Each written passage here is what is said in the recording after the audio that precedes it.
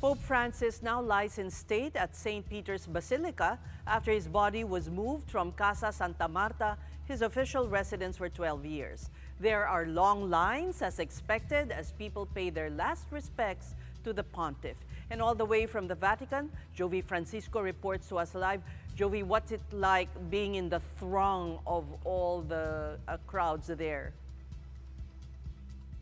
Says, good afternoon from the Vatican. So it's been 3 hours since the visitation or the public viewing of the remains of Pope Francis started here at the Basilica. But as you said, the throng or the crowd continue to find their way to the front of the Basilica, where the main entry point will lead them to the papal altar where the remains of Pope Francis can be seen or viewed.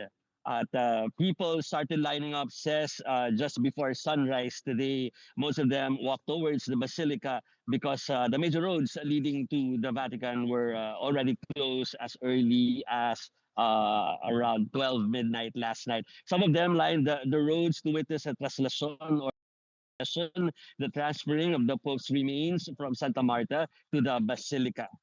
And again, for those interested, the viewing will be allowed until Friday from 7 a.m. here in the Vatican to 12 midnight. The Pope's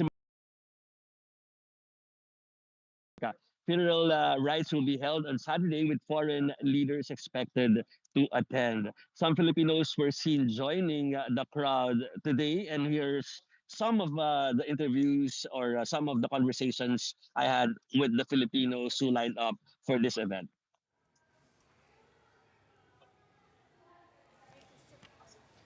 All right, well, while we're awaiting those interviews, what would you advise, Jovi, our fellow Filipinos and others who will want to pay their last respects? Anong oras dapat sila pumunta Okay. dyan? I think if talagang ang sa first day parang maluwag pa pero feeling ko it will get stricter and more people will be going to the square before mag Saturday. So parang ngayon medyo maluwag pero sabihin natin na wag na masyado magdala ng maraming gamit dahil hindi man ganoon ka strict dun sa security choke point dito sa at least anim na openings for the people ay nakakabagal kapag masyadong maraming dapat inspection na gamit and also although it's spring weather here medyo mainit yung sikat ng araw although malamig yung hangin so parang wear comfortable shoes at saka separate clothing so at saka yun nga parang wag na magdala ng mga pwedeng ma-question ng seguridad dito sa mga choke points. What about you? Were you able to see the Pope? We were told that nasa imposition lang kami kanina. Sabi ng mga organizers na mag-media box lang muna lahat kami, lahat kahit yung international media. Tapos yung kulangan nandoon. Pero I think we'll be called later in about an hour para dun sa tour mismo for the media naman as promised by the Vatican. And Jovi, tell us about your journey on the way to the Vatican. Just like you, were there also other Catholics who immediately hopped on a plane in order to travel there to Rome, Italy, to see Pope Francis in his final moments? Pauline, hindi ko siya naisip nung time at least dun sa first leg from Manila going to Dubai, the stopover before or layover before pumunta ng Roma.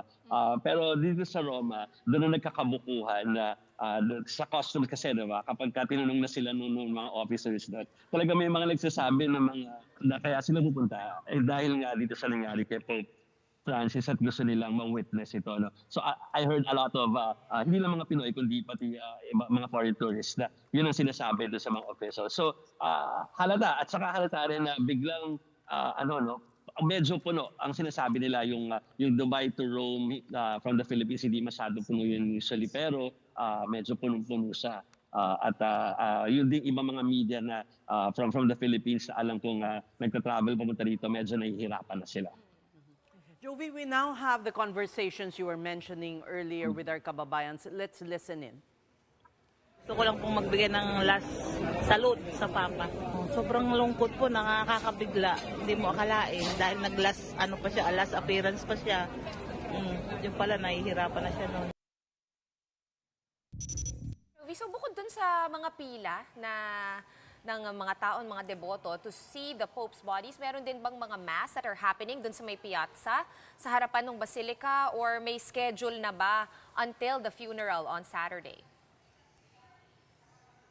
I think may mga misa na naka-schedule na ipopost maya-maya, Sean, at siguro ipopost natin sa socials natin yan later.